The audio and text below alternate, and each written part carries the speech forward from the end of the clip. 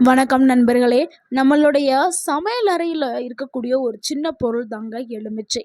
நம்ம சமையலுக்காக பயன்படுத்துவோம். சிலர் காலையில் எந்திரிச்சோன்னே இதெல்லாம் ஜூஸ் போட்டு குடிப்பாங்க. எதுக்காகனா, சிலர் உடல் எடையை குறைக்கிறதுக்காக, சிலர் உடலை சுத்தம் செய்கிறதுக்காக, சிலர் சருமத்தை பளபளப்பாக வச்சுக்கிறணும் அப்படிங்கிறதுக்காக ஜூஸ் போட்டு குடிப்பாங்க. ஆனால் இந்த பழத்தில் மறைந்திருக்கக்கூடிய மருத்துவ சக்தியை பற்றி பாதி பேருக்கு முழுமையாக தெரியவே தெரியாது. தினமும் ஒரு டம்ளர் எலுமிச்சை ஜூஸ் குடிச்சா உடல்ல என்னென்ன மாற்றங்கள் நடக்கும் தெரியுமா?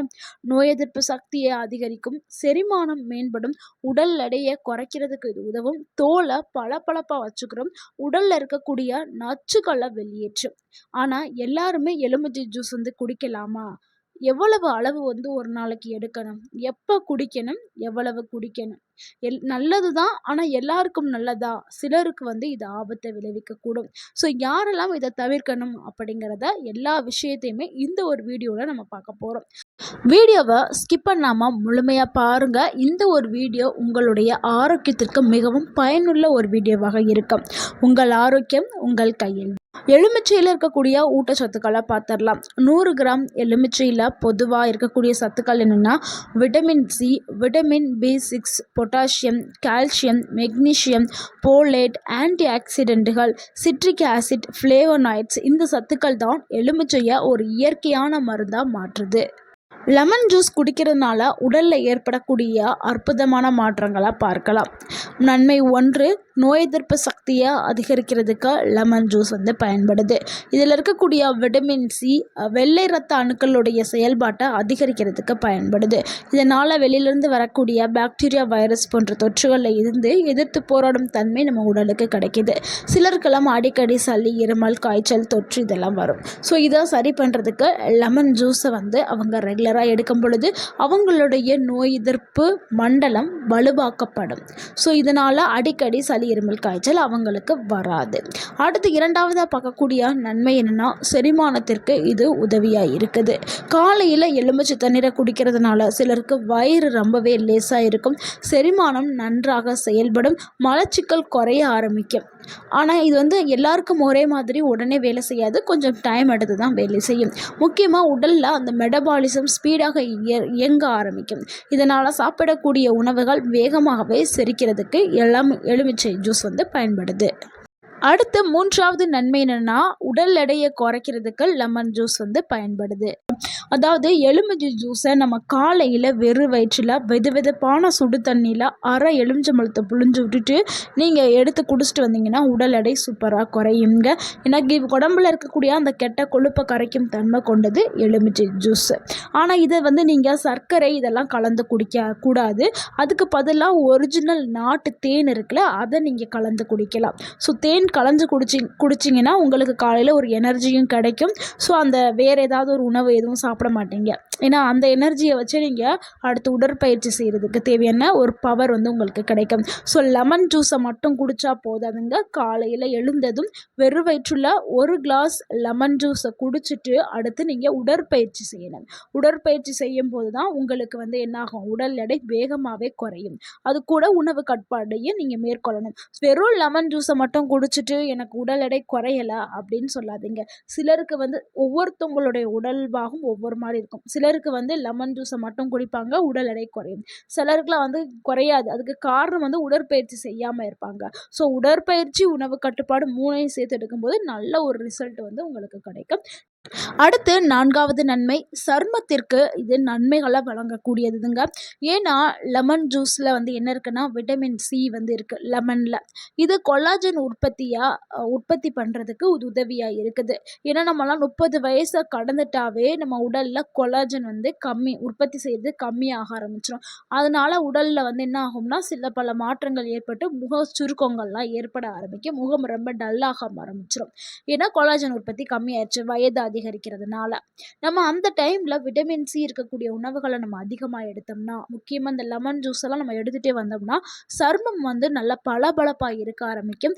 இளமையான ஒரு தோற்றத்தை நல்லாவே மெயின்டைன் பண்ணலாம்.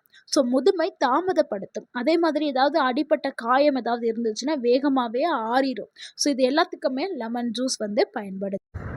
அடுத்து 5வது நன்மை என்னன்னா, உடல்ல ஹைட்ரேட்டா வச்சுக்கிறதுக்கு லெமன் ஜூஸ் வந்து பயன்படுது. பலரும் தண்ணீர் வந்து குடிக்கிற பழக்கம் வந்து ரொம்ப குறைவாக தான் இருக்கும். ரொம்ப கம்மியா தான் குடிப்போம். முக்கியமா வயதானவர்களுக்கு அந்த தாகம் ஃபீல் வந்து வயது அதிகரிக்க அதிகரிக்க குறைஞ்சிரும். அதனால தண்ணி கம்மியா தான் குடிப்பாங்க. இதனால உடல் வந்து நீர்ச்சத்து குறைஞ்சிரும். ஆனா அவங்க லெமன் ஜூஸ எடுத்துக்கிட்டாங்கன்னா, அது வந்து நீர்ச்சத்த மெயின்டெயின் பண்றதுக்கு இது வந்து பயன்படும். ஸோ அப்போ உடல வந்து ஹைட்ரேட்டா வச்சுக்கிறது ரொம்ப முக்கியம். அதுக்கு லெமன் ஜூஸ் வந்து பயன்படுது. ஸோ நீங்க காலையில லெமன் ஜூஸ எடுத்துக்கிட்டீங்கன்னா, உங்க உடல் வந்து அந்த ஹைட்ரேட் நிலைமைக்கு போக ஆரம்பிச்சுரும். நீர்ச்சத்து குறைஞ்சுச்சுன்னா பலவிதமான நோய்களுக்கு அது வழிவகுக்குங்க.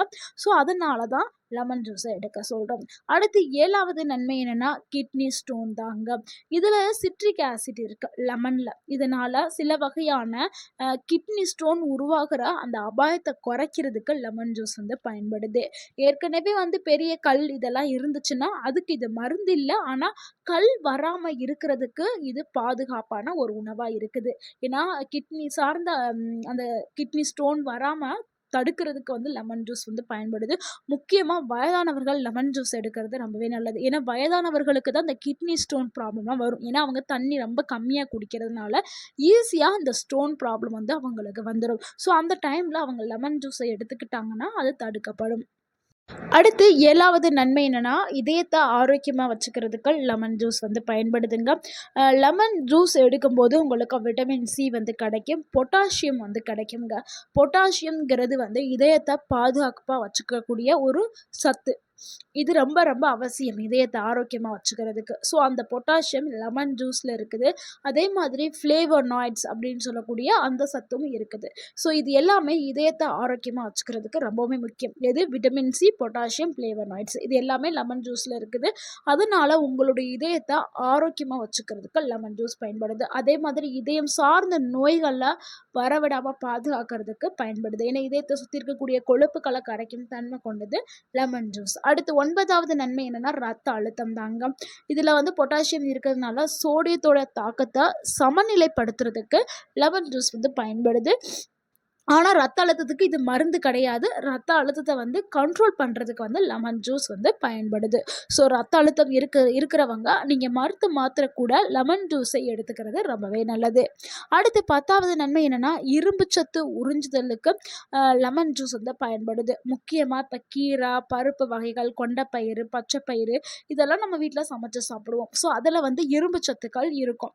அந்த இரும்பு சத்த நம்ம உடலால ஈஸியா உறிஞ்சுக்கிறதுக்கு நம்ம என்ன பண்ணணும்னா, இந்த லெமனை வந்து லைட்டா பிழிஞ்சு விடணும். சமைக்கிறதுல எல்லாத்துலயும் லைட்டா பிழிஞ்சு விட்டீங்கன்னா, அந்த பருப்பு வகை கீரையில இருக்கக்கூடிய முழுமையான இரும்பு சத்து நம்ம உடலால உறிஞ்சி கொள்ளப்படும். ஸோ இது நார்மலா நம்ம இந்த லெமன் புளியாம நீங்க சாப்பிட்டீங்கன்னா வந்து அந்த அளவுக்கு வந்து இரும்பு சத்து வந்து உடலால உறிஞ்சி கொள்ள முடியாது. அதுக்காக தான் நம்ம வந்து லெமனை பிழிஞ்சு விட சொல்றோம். ஸோ ஈஸியா இரும்பு சத்தை உறிஞ்சும் திறன் வந்து இந்த விட்டமின் சி நிறைந்த உணவுகளுக்கு தான் இருக்கு. ஸோ லெமன் ஜூஸ்ன்னு இல்ல, ஆரஞ்சோ இல்ல மத்த விட்டமின் சி என்ன இருக்கோ அது எல்லாமே நம்ம அத கலந்துக்கிறலாம்.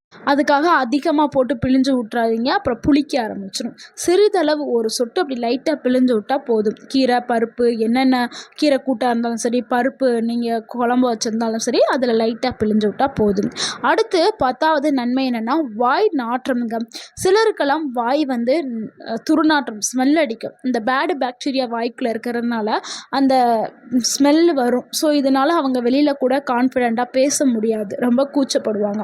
ஆனா லெமன வந்து நீங்க வாய் கொப்பளிச்சுட்டு வந்தீங்கன்னா, அது லெமன் கலந்த தண்ணிய வாய் வச்சு கொப்பளிக்கும்போது என்ன ஆகும்னா, அந்த பேடு பாக்டீரியாக்கள் எல்லாமே போயி, உங்களுக்கு வந்து அந்த கெட்ட ஸ்மெல்லு வந்து வராது. ஸோ இந்த மாதிரி செய்யலாம்.